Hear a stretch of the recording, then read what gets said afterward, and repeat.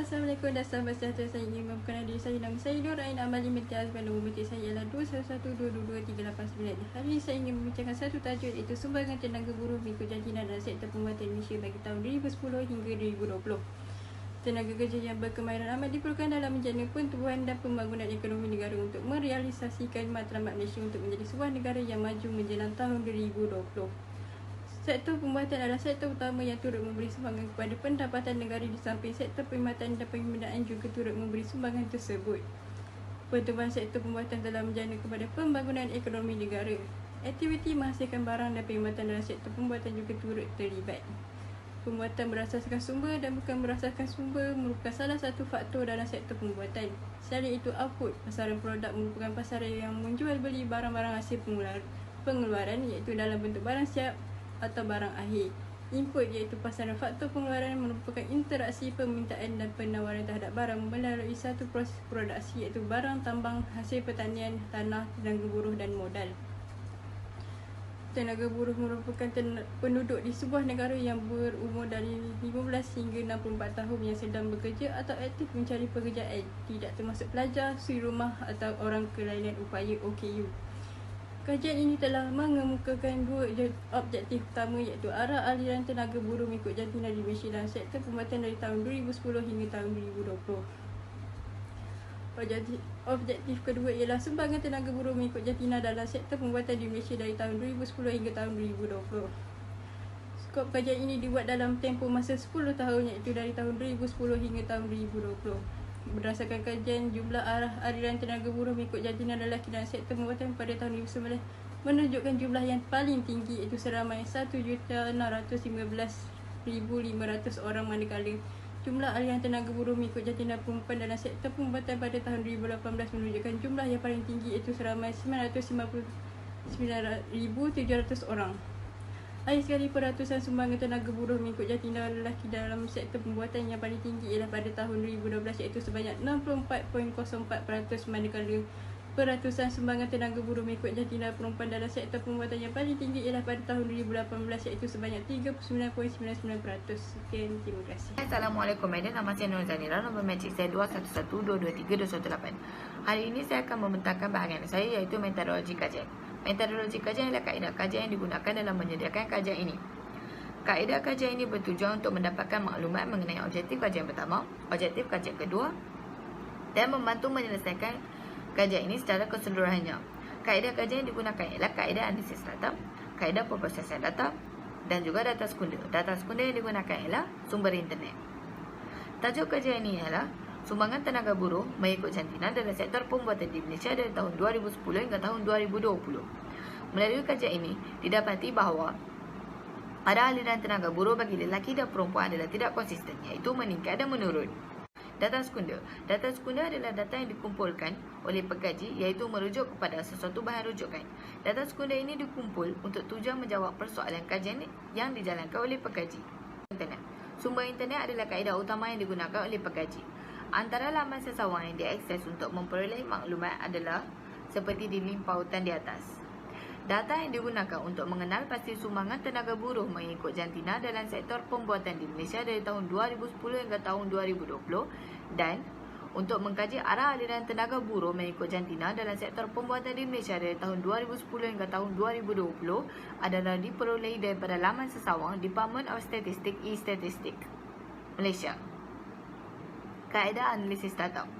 Kaedah ini digunakan untuk menghitung sumbangan tenaga buruh. Untuk menghitung peratus sumbangan tenaga buruh lelaki adalah mengambil tenaga buruh lelaki dalam sektor pembuatan bahagi jumlah tenaga buruh dalam sektor pembuatan darab 100. Untuk mencari peratus sumbangan tenaga buruh perempuan adalah mengambil tenaga buruh perempuan dalam sektor pembuatan bahagi jumlah tenaga buruh dalam sektor pembuatan darab 100. Kaedah perprosesan data.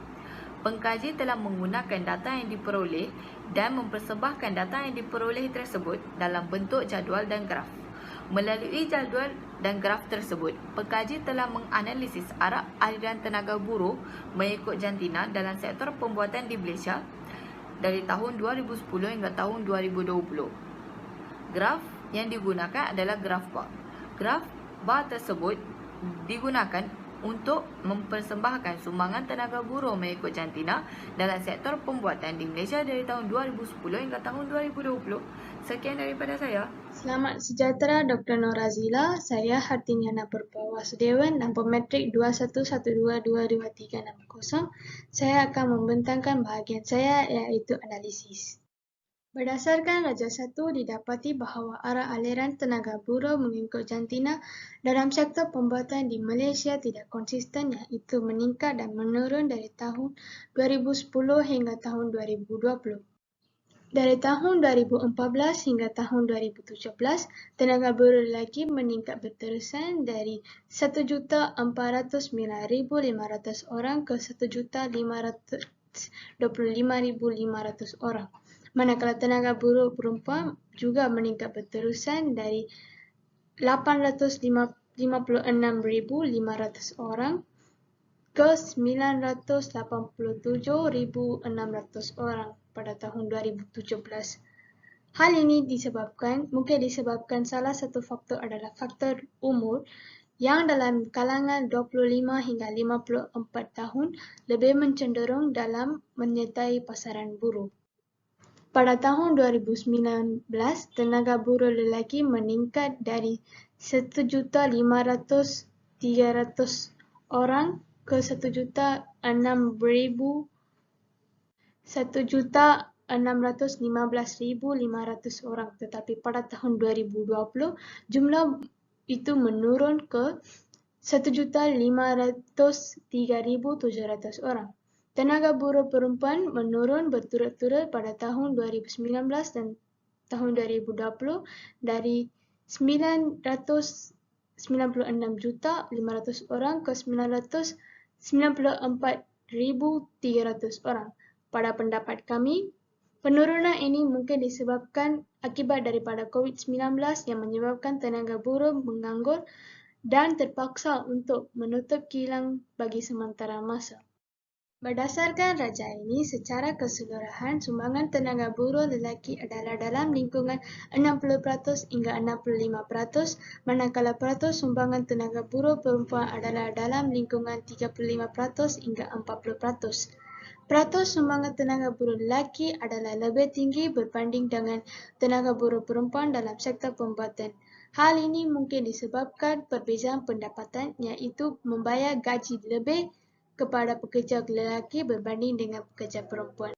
Bagi tahun 2013 hingga tahun 2018, peratus sumbangan tenaga buruh lelaki mencatat penurunan berterusan dari 62.42% ke 60.01%, manakala peratus sumbangan tenaga buruh perempuan merekod peningkatan berterusan dari 37.58%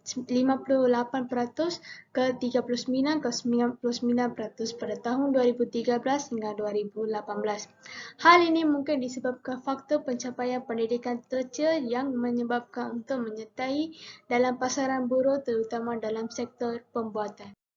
Terima kasih. Hai, Assalamualaikum. Nama saya Ans Nadira binti Muhammad Helmi. Nombor metrik saya 2112222348.